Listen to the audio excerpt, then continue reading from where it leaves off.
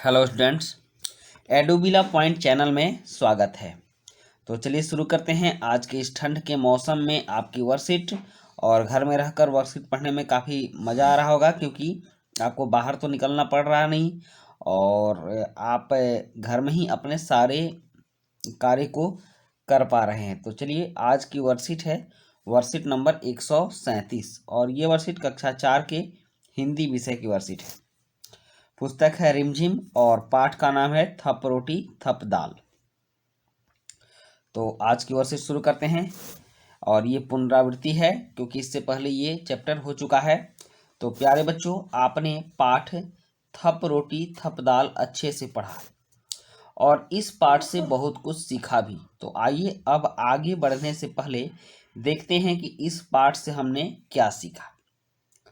तो कह रहा है सबसे पहले कि घर के भीतर खेले जाने वाले 4 खेलों के नाम लिखिए। ऐसे बहुत से खेल हैं जो घर के भीतर हम लोग खेल सकते हैं। जैसे क्या क्या है, तो सबसे पहले नाम आता है लूडो का। सबसे पहले लूडो, शतरंज, कैरम, और एक खेल होता है व्यापारी।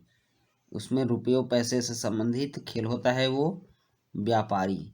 तो ये सारे खेल आप घर में बैठे बैठे खेल सकते हो। जिस तरह आप अपने वर्कशीट के माध्यम से घर में बैठे बैठे पढ़ाई कर पा रहे हो, उसी तरह से आप घर में बैठे बैठे ये सारे खेल भी खेल सकते हो।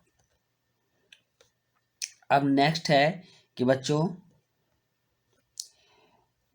बच्चों ने खाने पीने का सामान छीके में क्यों रखा।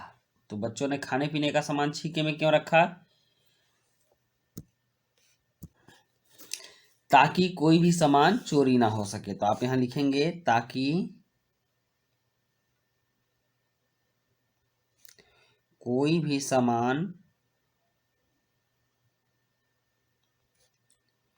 चोरी ना हो सके।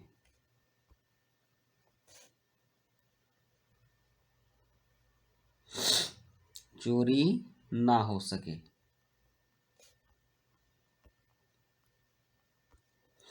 ओके बच्चों, अब चलिए, अब हम तीसरे सवाल की ओर चलते हैं। और तीसरा सवाल है, नीचे एक वचन शब्द के लिए कुछ चित्र दिए गए हैं। यहाँ कुछ चित्र दिए गए हैं, उन्हें पहचान कर उनका नाम लिखिए और उनके लिए बहुवचन शब्द लिखते हुए चित्र भी बनाइए। जैसे कि यहाँ पर है करेला, तो करेला का बहुवचन क्या हो गया? करेले। और उसी तरह से ये है मछली, ये क्या है? मछली। तो मछली का बहुवचन क्या होगा? मछलियां। तो इसके लिए आपको 2 मछलियां बनानी होंगी।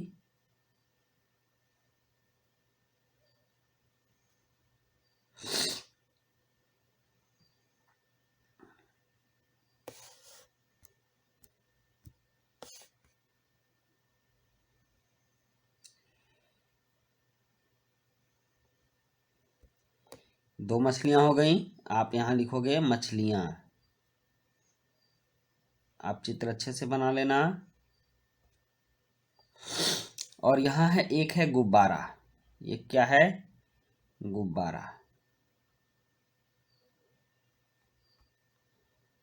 और यहाँ फिर आप अगर बनाओगे तो 2 गुब्बारे हो जाएंगे। तो यहाँ इसके बहुवचन में हो जाएगा गुब्बारे। हो गया। एक वचन और बहुवचन हमने समझ लिया। कोई भी वस्तु जब एक रहती है तो उसको एक वचन कहते हैं, और एक से ज्यादा संख्या में जब वस्तु हो जाती है तो उसे बहुवचन कहते हैं। तो आपने एक वचन और बहुवचन को बहुत ही अच्छे ढंग से सीख लिया। अब चलिए, अब देखते हैं। अब कह रहा है, निम्नलिखित वाक्यों में आए विशेषण शब्दों के नीचे रेखा खींचकर उन शब्दों को आप वाक्य में प्रयोग कीजिए।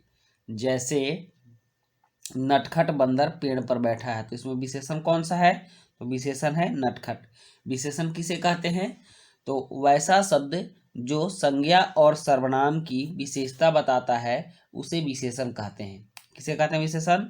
वो शब्द जो संज्ञा और सर्वनाम की विशेषता बताता है उसे विशेषण कहते हैं। तो यहाँ नटखट बंदर की विशेषता बता रहा है कि बंदर कैसा है, तो बंदर नटखट है, इसलिए नटखट क्या हो गया, नटखट विशेषण हो गया। अब हमें नटखट से एक शब्द बनाना है, जैसे आप लिख सकते हैं नटखट बच्चे शरारती हैं, या नटखट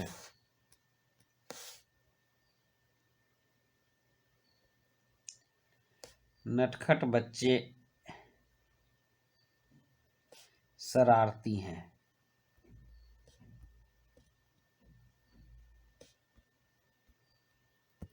शरारती हैं या बच्चे नटखट हैं, आप ऐसा भी बना सकते हो। उसके बाद है दूसरा जो वाक्य है ये है माँ मीनू के लिए नए कपड़े लाई। तो यहाँ नए जो है ये क्या है, विशेषण है, क्योंकि कपड़ों की विशेषता बता रहा है, ये कपड़े कैसे हैं, तो कपड़े नए हैं, ये विशेषता हो गई, तो ये विशेषण हो गया। तब इससे हमें वाक्य बनाना है।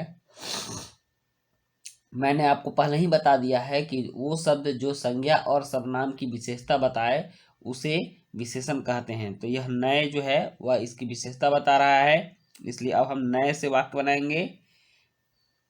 तो नए से क्या हो सकता है, कुर्सी नई है आप लिख सकते हो, या किताब नई है लिख दो, किताब नई है।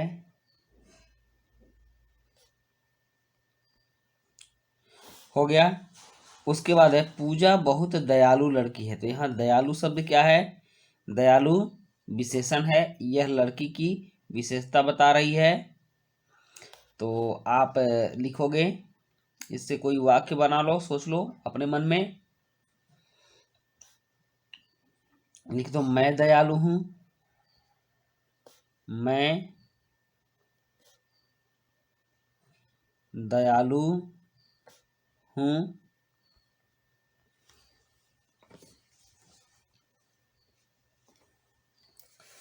तो इस तरह से हमने वाक्य बना लिए सारे विशेषण शब्दों से। अब है पांचवा पॉइंट है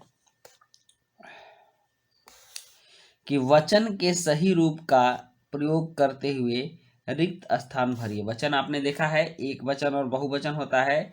जब कोई संख्या एक होती है तो उसे हम लोग एक वचन कहते हैं, और जब वो संख्या एक से ज्यादा होती है तो उसे बहुवचन कहते हैं। तो इसका ख्याल रखते हुए हमें रिक्त स्थानों को भरना है।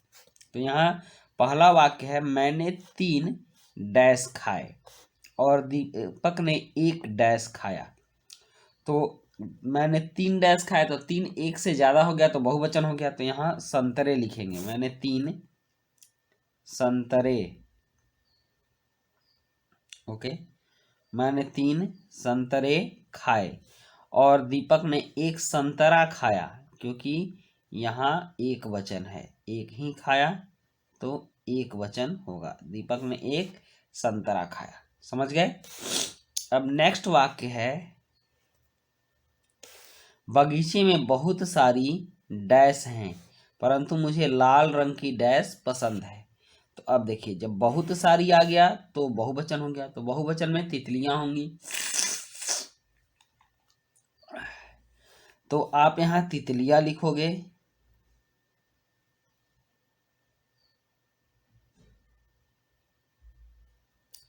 तितलियां, परंतु मुझे लाल रंग की तितली पसंद है। अगर एक है तो एक वचन हम लिखेंगे तितली पसंद है, तो यहाँ तितलियां हो जाएंगी और यहाँ तितली हो जाएगा। समझ में आ गया। अब चलिए, अब है छठा, और छठा पॉइंट है कपड़े सिलने वाला क्या कहलाता है, दर्जी कहलाता है। और पढ़ाने वाली महिला क्या कहलाती है, शिक्षिका। क्या कहलाती है, शिक्षिका कहलाती है। देश विदेश घूमने वाला क्या कहलाता है,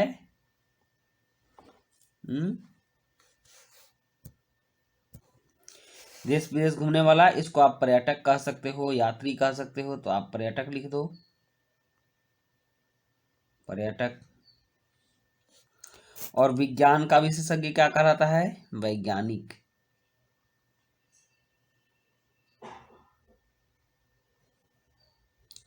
ओके बच्चों, तो इस तरह से हमने सारे इन शब्दों के नाम लिख दिए।